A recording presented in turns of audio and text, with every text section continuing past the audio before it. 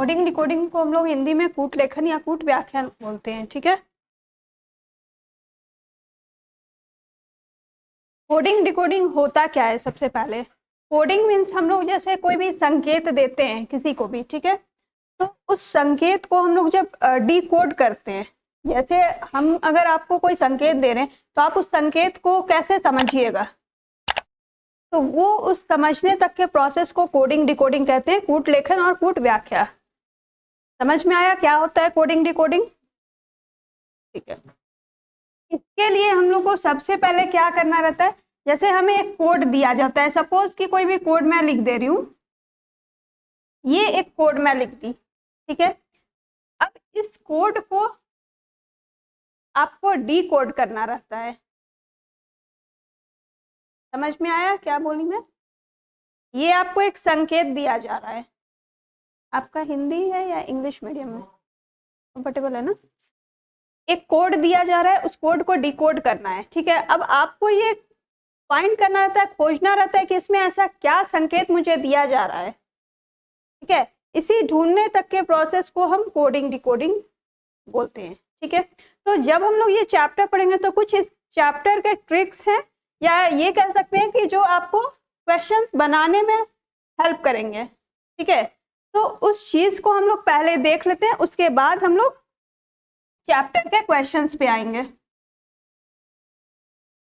सबसे पहले जो होता है अल्फाबेट्स हम लोगों को जानना है। तो ये अल्फाबेट्स तो सभी को मालूम होगा। कितने अल्फाबेट्स होते हैं टोटल?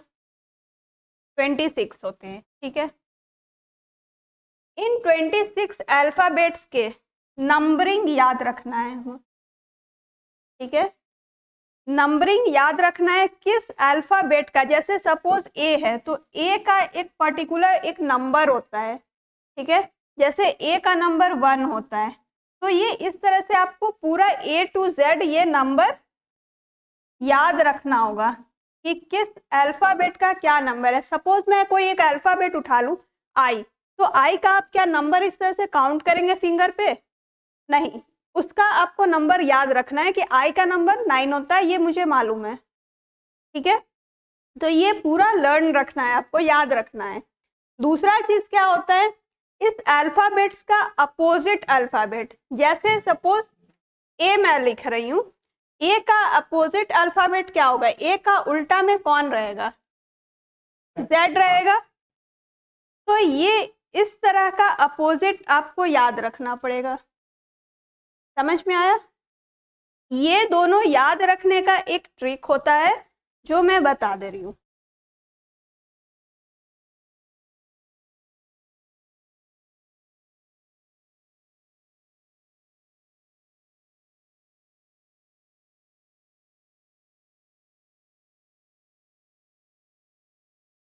ये अल्फाबेट्स मैं लिख दे रही हूं पहले, ताकि इसका नंबर्स आप लोग लर्न करें, ठीक है।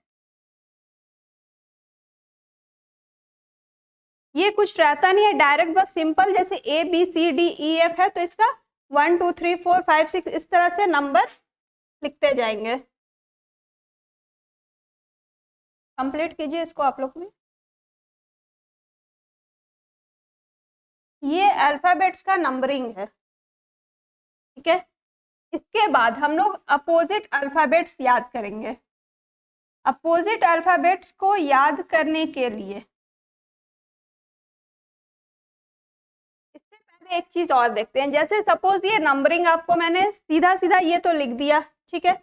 अब इस नंबरिंग को आप याद कैसे करेंगे? याद करने का एक ट्रिक होता है जिसको हम लोग ईजोटी कहते हैं, ठीक है। 5 अल्फाबेट्स का एक वर्ड है ईजोटी। इस ईजोटी से क्या होगा, आप ये देखिएगा कि ये सारे 5 के अल्फाबेट्स हैं। जैसे ई का नंबर 5 है, यहां से देख सकते हैं आप। जे का नंबर 10 है, ओ का 15, टी का 20, वाई का 25, ठीक है। ये ईजोटी से आप 5 का डिफरेंस से नंबरिंग याद कर लिए। अब अगर मान लीजिए आपको एफ का पूछा जा रहा है, तो आप क्या कीजिएगा, ई का आपको मालूम है 5 होता है, तो जस्ट बाद एफ का 6 होगा, तो ये जो मेरा गैपिंग आ रहा है ई और जे के बीच में, ये 5 के गैपिंग का है, ठीक है। तो 5 के बीच का अगर मान लीजिए ई के बाद भी आप देखते हैं एफ का जी का, तो आप ई से निकाल सकते हैं, ई का मालूम है तो। अगर जे का आपको मालूम है तो जे के पहले का निकाल सकते हैं। तो इस तरह से ये क्या है, एक इजोटी आपका हो गया पहला वर्ड जो कि 5-5 के डिफरेंस से है। दूसरा जो होता है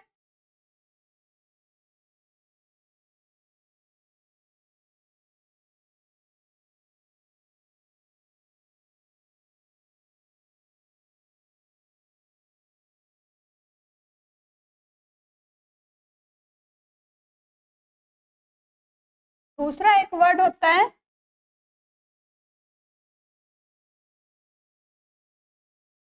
CFILORUX, ठीक है। ये क्या है, 3-3 का डिफरेंस का है, 3 के गैप का है। जैसे सी का 3 होता है, एफ का 6 होता है, आई का 9,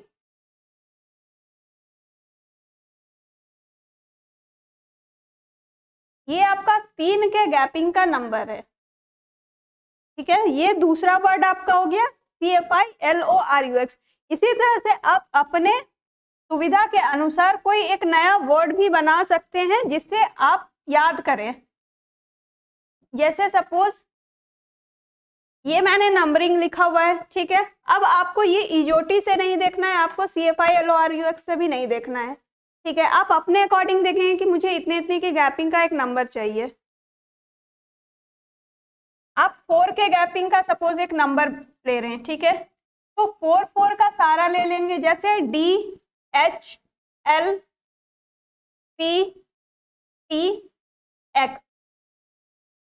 ये आएगा, ठीक है। जितने कम का लेंगे, जैसे 4 का लेंगे तो उतने ज्यादा वर्ड्स बन ये अल्फाबेट्स का एक वर्ड बन जाएगा, ठीक है। अगर मान लीजिए मुझे कम का चाहिए, जैसे 5 का मैं ले रही हूँ, ठीक है, तो ये जो वर्ड बनेगा ये छोटा वर्ड बनेगा। अगर मैं ज्यादा का कम का डिफरेंस लूंगी तो वर्ड बड़ा बनेगा। डिफरेंस हमारा ज्यादा होगा तो वर्ड छोटा, डिफरेंस कम रहेगा तो वर्ड बड़ा बनता है, ठीक है। तो ये अपने अकॉर्डिंग इसको फॉर्म कर सकते हैं, बना सकते हैं। ये आपका ट्रिक होता है इसको लर्न करने का, ठीक है, कोई दिक्कत। दूसरा अब हम लोग अपोजिट पे चलते हैं।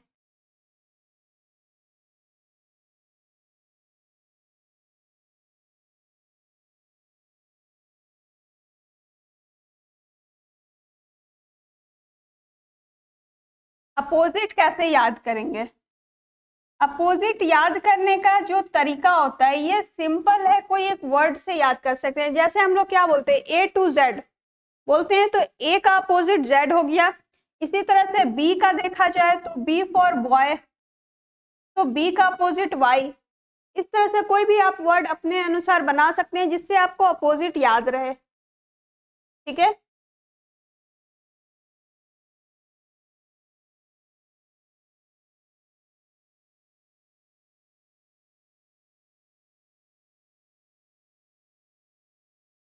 इसका अपोजिट कंप्लीट कीजिए लिखकर।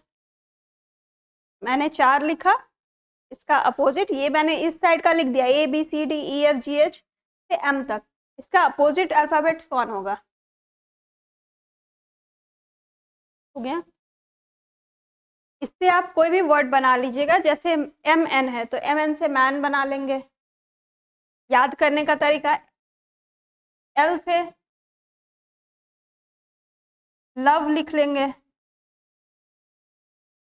K से कानपुर लिख सकते हैं, कुछ भी जैसे आपको याद रहे, ठीक है।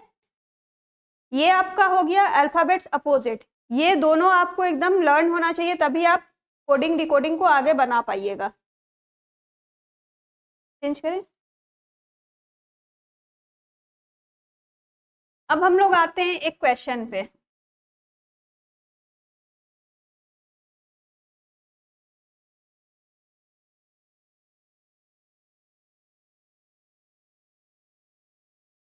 ये सिंपल मैंने एक कोडिंग लिखा, ठीक है। जैसे ABCD ये आपका एक कोड दिया हुआ है, इस कोड को डिकोड कैसे करेंगे आप ये देखिएगा। ए के बाद कौन सा आता है? B आता है, बी के बाद सी, सी के बाद डी, डी के बाद ई, इस तरह से कोड बना हुआ है। अब आपको मान लीजिए एक वर्ड दे दिया जाए इसका, तो इसका आप निकाल सकते हैं। इसको निकालने का यही तरीका होता है कि एक एग्जाम्पल वर्ड आपको दिया जाएगा कि उसमें क्या संकेत दिया गया है, जैसा संकेत इसमें मिलेगा सेम उसी संकेत पे आपको इसको निकालना रहेगा, उसी कोड पे। ठीक है, इसका क्या आएगा बताइए।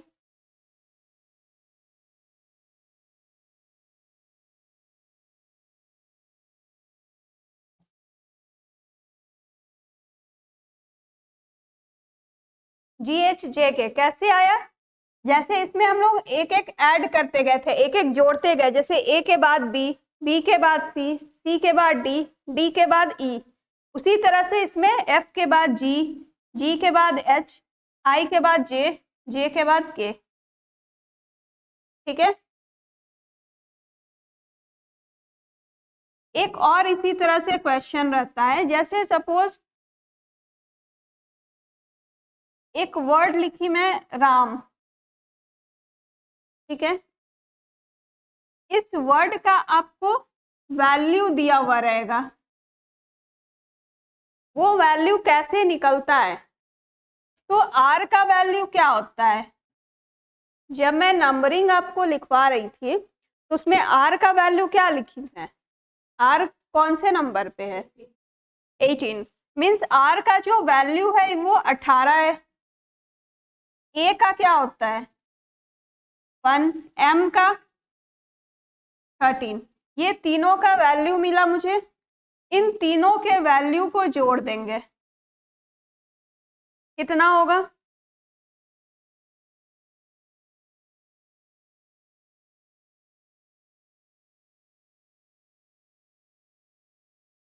सिंपल एडिशन, एडिशन कीजिए।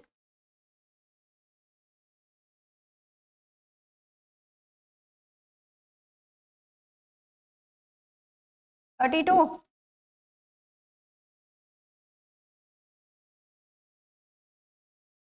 ये आपको वैल्यू दिया हुआ रहेगा यहाँ पे। ठीक है,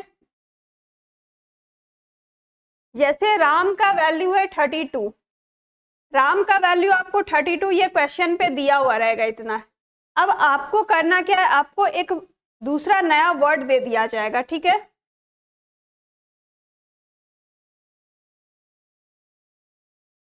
सैम एक वर्ड दे दिया गया है, इस वर्ड का आपको निकालना रहेगा वैल्यू। कैसे निकालिएगा, जैसे इसका निकाले, एक एक वैल्यू निकाल के और सभी को ऐड कर देना है। इसी तरह से इसमें एस का वैल्यू क्या होगा 19, ए का 1, एम का 13, तीनों को अगर जोड़ते हैं तो कितना आएगा 33। समझ में आया किस तरह का क्वेश्चन है।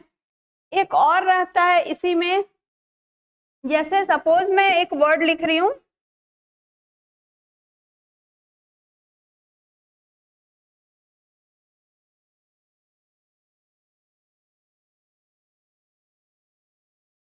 डिड्यूस, एक वर्ड लिखा मैंने। ठीक है, इसका आपको क्या करेगा, ई को यहां पे ले आएगा,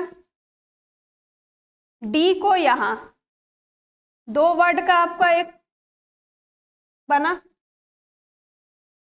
ये जो फाइनल यहाँ पे आएगा ना उसको कैसे ये कोडिंग करके देता है वो कोड देखिए। ये पहला दो को आपस में बदल दिए, एक्सचेंज किए, दूसरा में डी यहाँ आ जाएगा, यू यहाँ आ जाएगा, 4 का बन गया मेरा। तीसरा इसी तरह से सी यहाँ आ जाएगा और ई यहाँ आ जाएगा। तो ये जो हमारा फाइनल निकला ये आपको दिया हुआ रहेगा। ठीक है, एक चीज हमेशा ध्यान रखिएगा कि ये जो एग्जाम्पल वर्ड दिया हुआ रहता है, उदाहरण के तौर पे जैसे डिड्यूस का आपको ये दिया हुआ है, ठीक है, ये कितने अल्फाबेट्स का वर्ड है 1 2 3 4 5 6 अल्फाबेट से बना हुआ है। तो जो आपको निकालने के लिए जिस वर्ड का दिया हुआ रहेगा क्वेश्चन में, उस वर्ड में भी 6 ही अल्फाबेट्स रहेगा। जितने अल्फाबेट्स एग्जाम्पल में रहेंगे उतने ही उसमें भी रहेंगे क्वेश्चन में। ठीक है, लेकिन किसी किसी क्वेश्चन में ऐसा भी रहता है कि यहाँ पे 6 वर्ड का 6 अल्फाबेट्स का एग्जाम्पल दिया हुआ है, वहां पे आपको 7 का दे दिया जाए। उस केस में क्या करते हैं, ये जो कोड रहेगा ना, वो कोड इस तरह से रहेगा, जैसे डी के बाद सपोज ई आता है, ई के बाद एफ, डी के बाद ई, यू के बाद वी, सी के बाद डी, ई के बाद एफ। तो अब मान लीजिए आपको इस तरह का जब कोडिंग दिया हुआ है, तो ऐसे वाले क्वेश्चन में क्या होगा, अगर मान लीजिए 7 अल्फाबेट्स का आपको एक वर्ड दे दिया जाए तो आप फाइंड कर लेंगे, भले ही वो एग्जाम्पल में 6 अल्फाबेट्स का दिया हो। समझ में आया? देखिए यहाँ पे आपको ये जो मैंने कोड निकाला, 6 अल्फाबेट्स का एक वर्ड है डिड्यूस, ठीक है। ये जो 6 अल्फाबेट्स का वर्ड डिड्यूस है, इसको हम आपस में पहला दो वर्ड लेकर एक्सचेंज किए, मींस इंटरचेंज कर दिया आपस में, ठीक है। डी को ई के जगह पे, ई को डी के जगह पे, ठीक है। दो का एक पेयर बना दिए, पेयर बना के बदल दिए आपस में वर्ड को। समझ में आया? जैसे डी है, ई है, तो ई को क्या करेंगे, डी के जगह पे, और डी को हम ई के जगह पे। बता रही हूँ, ये जो हमारा पेयर बन के एक वर्ड बना, ठीक है, तो ये हमारा एग्जाम्पल वर्ड दिया हुआ था। इसके बाद आपको एक 6 अल्फाबेट्स का, क्योंकि यहाँ पे 6 ही अल्फाबेट्स है, 6 ही अल्फाबेट का एक नया वर्ड दे रहा है, इंड्यूस। 6 अल्फाबेट का ही है। रिड्यूस में कितने थे, 1 2 3 4 5 6, यहाँ पे भी 6 ही है। तो जब ऐसे आपको पेयर बनाना है तो ऑब्वियस सा बात है कि वो 6 का ही देगा, या हो सकता है वो 8 दे, इवन में ही देगा, 2 4 6 8 इस तरह का ही दे सकता है, तभी ना पेयर बनेगा बदलने के लिए। तो ये वर्ड जो देगा क्वेश्चन में वो हमारा 6 का ही रहेगा या 8 का रहा, ठीक है, इवन में ही चलेगा। दूसरा चीज, अगर मान लीजिए हमें इस वर्ड का कोड अगर इस तरह से दिया जाता है कि डी के बाद ई के बाद एफ, डी के बाद ई, यू के बाद वी, मीन्स एक एक ऐड कर दे रहे हैं, एक जोड़ते जा रहे हैं वर्ड में।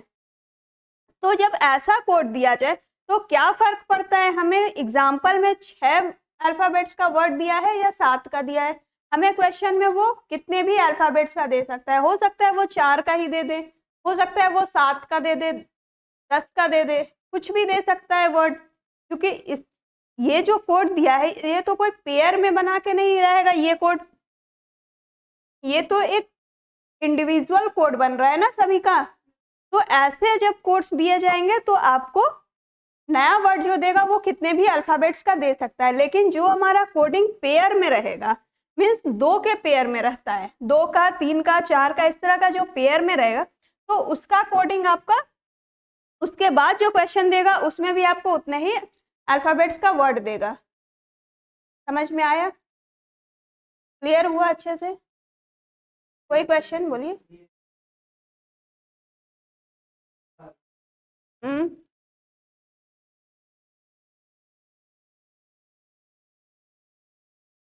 हाँ 7 देगा। तो एक चीज बताइए, पेयर जो हम बनाते हैं वो 2 का बनाएंगे, ठीक है। अगर मान लीजिए 7 का दे देता है, ठीक है, 7 का एक वर्ड बताइए कौन सा, कुछ भी, क्या नाम है आपका, चलिए कोई भी एक रैंडम ही लिख देती हूँ, ठीक है, ठीक है, कोई भी एक वर्ड मैंने लिख दिया। इस वर्ड को अब आपको कोडिंग में चेंज करना है। कैसे चेंज करेंगे, सपोज ये पेयर वाला ही मुझे करना है यहाँ पे, ठीक है। पेयर में हम ये 2 का चेंज किए, HS,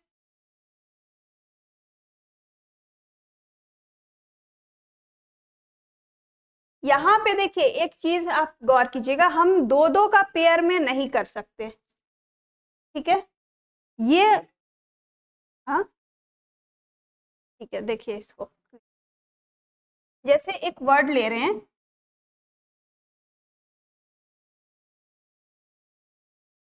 ये 7 का है, ठीक है, ये नया क्वेश्चन आपको दिया गया, इसमें वो क्या कर रहा है, पेयर बना रहा है, 3 का पेयर बन सकता है,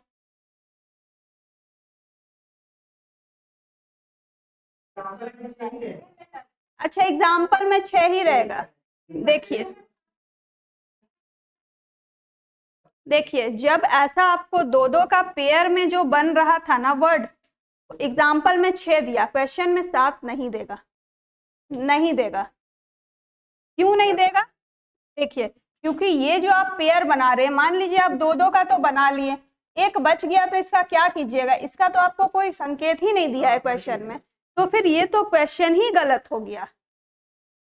आपको जितना संकेत देगा उतना ही। हाँ, ये कर सकते थे, अगर क्वेश्चन में मान लीजिए आपको ऐसा ही 7 का दे दिया है, तो आपका पेयर 3-3 का वो बना दिया, ठीक है, 3-3 का पेयर इन द सेंस, जैसे के को यहाँ लिख दिया, टी को यहाँ लिख दिया और एल को एज इट इज ऐसे कर दिया। वहीं पे यहाँ पे भी 3 का पेयर वो कर दे रहा है, आई, यहाँ पे एस और एच वैसे ही रह गया।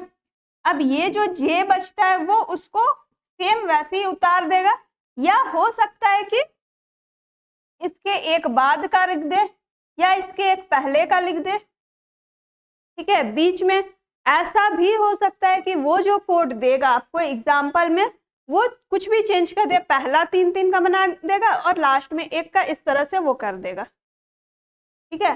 तो जब एग्जाम्पल में 6 देगा तो क्वेश्चन में 6 ही देगा, लेकिन तभी देगा जब वो पेयरिंग वाला कोई कोड दिया हो। एग्जाम्पल में 6 देगा और वो सारे का इंडिविजुअल कोड निकलेगा, अपने अपने से निकल जाएगा, एक एक सिंगल अल्फाबेट से, तो उस केस में आपका 7 भी दे देगा। समझ में आया कैसे क्वेश्चन में कितने अल्फाबेट्स आएंगे?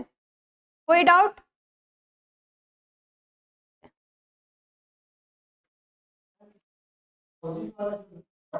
हाँ,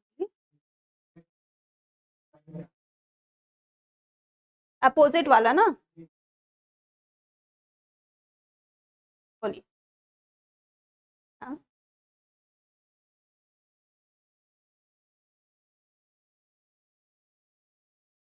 ये सिंपल है, ए से आप एम तक लिख लीजिए, फिर नीचे से लिखिए।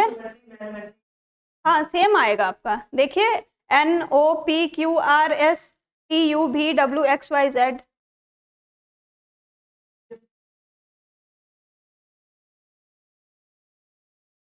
देखिए, एक और तरीका इसका देख लीजिए, जैसे आपको बॉय का कोड पता है 2 होता है, ठीक है, वाई का निकालना है कितना होता है। एक और तरीका होता है, 26 में से आप बॉय का कोड माइनस कर दीजिए। जैसे आपको ये मालूम नहीं है कि बी के अपोजिट कौन आएगा, ठीक है, तो बी का मुझे मालूम है 2 होता है, टोटल अल्फाबेट 26 है, टोटल अल्फाबेट 26 है, 26 में से बॉय का माइनस कर दिए, कितना बचा? 24। 24 में एक ऐड कर दीजिए, 25। 25 किसका है? वाई का होता है।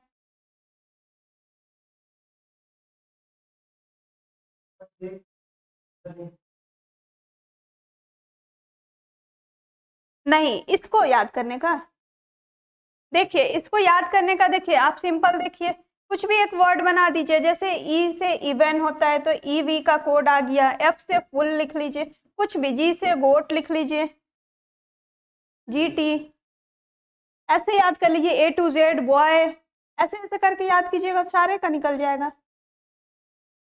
जो वर्ड आपको इजी लगे अपने अकॉर्डिंग, जैसे एच एस का लेंगे तो हाई स्कूल लिख सकते हैं, ठीक है, आई आर लिखेंगे तो इंडियन रेलवे। याद करने का तरीका होता है, आप अपने अकॉर्डिंग नया वर्ड बना सकते हैं जिसमें आई आर रहे, ठीक है। तो ये दूसरा तरीका रहता है कि आप अपोजिट भी निकाल सकते हैं और नंबरिंग भी निकाल सकते हैं माइनस करके, ठीक है। ये थोड़ा सा कैलकुलेशन वाइज रहता है, इसलिए हम लोग इस तरह से प्रेफर करते हैं कि इसको याद हो जाए वर्डिंग से। कोई डाउट?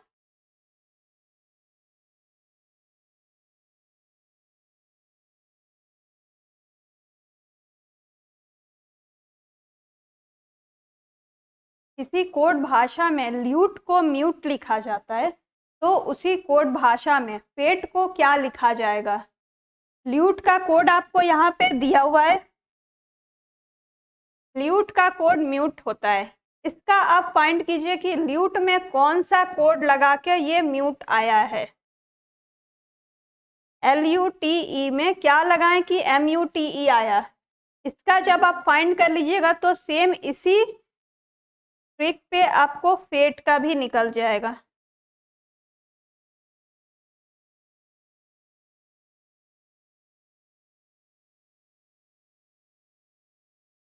गेट होगा, ठीक है। कैसे आया? हाँ, केवल यहाँ पे पहला जो है अल्फाबेट्स एल वो चेंज होके एम बन गया, उसी तरह से एफ चेंज होके आपका जी बन जाएगा और बाकी सेम रहेगा गेट।